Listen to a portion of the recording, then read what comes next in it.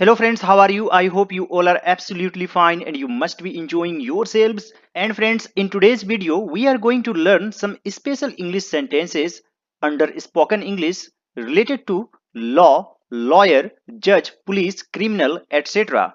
So friends, today's video is going to be very interesting. Please watch the video till the very end. And if you are new to my channel, please subscribe to it and also press the bell icon to get regular updates. Let me remind you, dear friends, this is one of the best channels for learning English. Here you get all the essential materials for learning English. So don't go anywhere. Stick to my channel by subscribing to it and watch my videos regularly.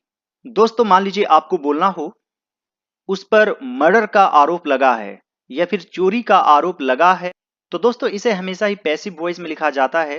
जैसे यहां पर लिखेंगे he was accused of murder या फिर theft. He was accused of murder और theft. मान लीजिए आपको बोलना हो वह 2 दिनों से पुलिस लॉकअप में था, तो इसके लिए आप लिख सकते हैं he was in the police lockup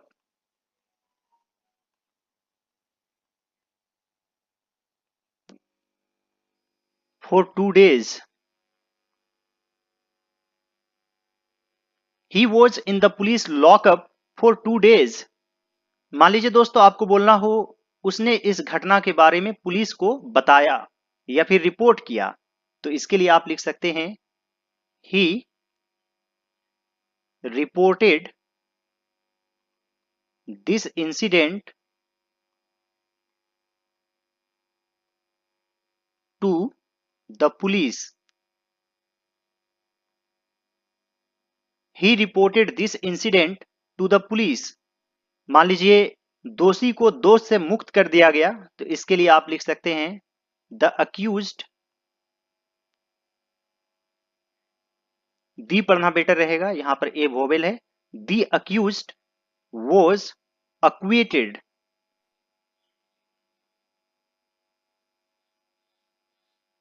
the accused was acquitted. मान लीजिए दोस्तों आपको बोलना हो वह अपने घर से फरार हो गया, तो इसके लिए आप लिख सकते हैं ही absconded फ्रॉम हीज हाउस। यदि जेल से फरार हो गया तो फ्रॉम द जेल भी आप लिख सकते हैं। अब्सकॉन्ड का मतलब होता है फरार हो जाना। मान लीजिए आपको बोलना हो उसे बेल पर छोड़ा गया, तो इसके लिए आप लिख सकते हैं he was released on bail. He was released on bail. मान लीजिए दोस्तों आपको बोलना हो शहर में अराजकता फैला हुआ है, तो इसके लिए आप लिख सकते हैं लॉलेसनेस, यानी कि कानून लेस है, नहीं है वहां पर। Lawlessness prevails in the city. Lawlessness prevails in the city. Prevail का मतलब होता है फैला हुआ होना। और दोस्तों आप चाहें तो यहां पर देयर का भी यूज कर सकते हैं। There is lawlessness in the city. राज्य में है तो इन द स्टेट भी आप लिख सकते हैं। मान लीजिए दोस्तों आपको बोलना हो आपका कृत्य गैर कानूनी है, यानी आपने जो किया वह गैर कानूनी है, तो आप लिख सकते हैं your act is illegal. Your act is illegal. मान लीजिए आपको बोलना हो आप मेरे गवाह हैं, तो आप बोल सकते हैं यू आर माई विटनेस। और जिन्होंने घटनाओं को अपनी आंखों से देखा है तो उसे आई विटनेस भी कहा जाता है। You are my witness. मान लीजिए आपको बोलना हो यह कानून के खिलाफ है, तो आप बोल सकते हैं this is against the law. This is against the law. मान लीजिए वह निर्दोष है, तो आप बोल सकते हैं ही इज इनोसेंट। यह काफी इजी है। और दोषी का होता है गिल्टी। मान लीजिए आपको बोलना हो ये सभी डॉक्यूमेंट जाली है, नकली है, तो आप बोल सकते हैं all these documents are forged. या फिर आप बोल सकते हैं these documents are forged। या फिर आप इस तरह से भी बोल सकते हैं these are all forged documents। these are all forged documents। मान लीजिए उसने मेरे खिलाफ एक केस किया, तो यहां पर आप लिख सकते हैं he filed a suit against me।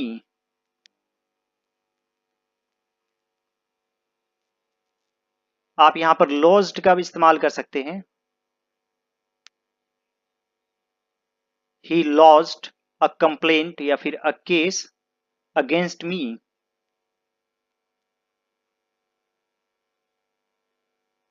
he filed a suit against me। मान लीजिए लॉयर ने गवाही से पूछताछ की, एक तरह से क्रॉस एग्जामिन किया, तो आप लिख सकते हैं the lawyer cross examined the witness.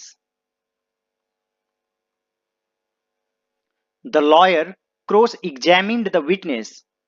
मान लीजिए आपको बोलना हो आजकल मुकदमा बहुत ज्यादा हो रहा है, तो इसके लिए आप लिख सकते हैं नाउ अडेज लिटिगेशन, यानी कि एक तरह से आरोप, is on the increase. Nowadays litigation is on the increase। मान लीजिए आपको बोलना हो पुलिस मामले की जांच कर रही है, तो यहां पर आप लिख सकते हैं the police is investigating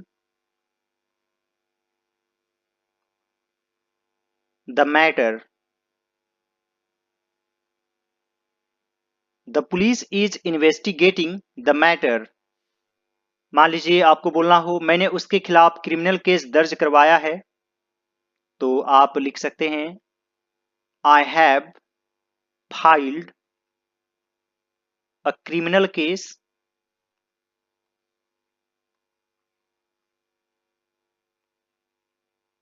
against him.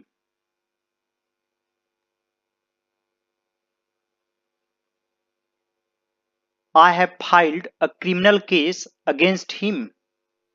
मान लीजिए दोस्तों आपको बोलना हो मजिस्ट्रेट ने दोषी को दोषी ठहराया, तो आप इसके लिए लिख सकते हैं the magistrate convicted the accused. The magistrate convicted the accused. दोस्तों कन्विक्ट का अर्थ होता है दोष लगाना या दोषी ठहराना, और अक्विट का अर्थ होता है दोष से मुक्त कर देना। मान लीजिए दोस्तों आपको बोलना हो अंत में जो प्लेंटिफ है, यानी कि जो अर्जीदार है, जिसने अर्जी दी और जिसके खिलाफ दी, दोनों के बीच कंप्रोमाइज हो गया, तो आप बोल सकते हैं एट लास्ट द प्लेंटिफ, यानी कि जो एक तरह से केस करते हैं, एंड द डिफेंडेंट, यानी जिनके खिलाफ मुकदमा दर्ज किया जाता है। reached a compromise.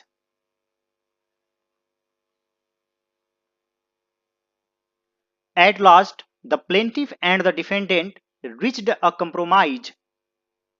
मान लीजिए उसे मौत की सजा मिली तो आप लिख सकते हैं he got a death sentence. Sentence का अर्थ वाक्य भी होता है और सजा भी होता है। मान लीजिए आपको बोलना हो कि जूरी ने उनके फेवर में यानी कि अक्यूज्ड के फेवर में फैसला सुनाया, तो आप बोल सकते हैं the jury gave its verdict in favor of the accused. The jury gave its verdict in favor of the accused. मान लीजिए दोस्तों आपको बोलना हो कि कानून से अनजान रहना कोई बहाना नहीं है, तो इसके लिए आप बोल सकते हैं इग्नोरेंस यानी कि अज्ञानता of law is no excuse. Ignorance of law is no excuse. मान लीजिए दोस्तों आपको बोलना हो कि वह कानून मानने वाला व्यक्ति है, तो इसके लिए आप लिख सकते हैं he is a law abiding man. abide by का मतलब होता है मानना, comply with, abide by। और दोस्तों एक कहावत है जस्टिस से जुड़ा हुआ, जैसे जस्टिस डिलेड यानी कि यदि न्याय देर से मिलता है, इज जस्टिस डिनाइड यानी कि देर से फैसला मतलब कि एक तरह से उन्हें जस्टिस नहीं मिला। Justice delayed is justice denied. मान लीजिए पुलिस ने मर्डरर को गिरफ्तार किया, तो इसके लिए आप लिख सकते हैं the police arrested the murderer. The police arrested the murderer. मान लीजिए आपको बोलना हो मैंने पुलिस स्टेशन में FIR दर्ज करवाई है, तो आप बोल सकते हैं I have lodged an FIR in the police station. I have lodged an FIR in the police station. मान लीजिए आपको बोलना हो गैर कानूनी कामों से बचें, तो आप बोल सकते हैं avoid illegal acts. Avoid illegal acts. Now friends, it's time to have a quick review of all these sentences. He was accused of murder. He was in the police lockup for 2 days. He reported this incident to the police. The accused was acquitted. He absconded from his house. He was released on bail. Lawlessness prevails in the city. Your act is illegal. You are my witness. This is against the law. He is innocent. All these documents are forged. He filed a suit against me. The lawyer cross-examined the witness. Nowadays, litigation is on the increase. The police is investigating the matter. I have filed a criminal case against him. The magistrate convicted the accused. At last, the plaintiff and the defendant reached a compromise. He got a death sentence. The jury gave its verdict in favor of the accused. Ignorance of law is no excuse. He is a law-abiding man. Justice delayed is justice denied. The police arrested the murderer. I have lodged an FIR in the police station. Avoid illegal acts. I hope friends कि आज का video आप लोगों को अच्छा लगा होगा। यदि ये वीडियो आप लोगों को अच्छा लगे तो इस वीडियो को जरूर लाइक कर दीजिएगा और मेरे चैनल पर नए हैं तो जरूर सब्सक्राइब कर लीजिए और दूसरे सभी वीडियोज को जरूर देखिए, क्योंकि मेरे चैनल पर जितने भी वीडियोज हैं काफ़ी इंपॉर्टेंट है और इंग्लिश सीखने में आपको डेफिनेटली हेल्प करेगा। तो आप सभी वीडियोज को जरूर देखिए। All right friends, thanks for watching, have a great day.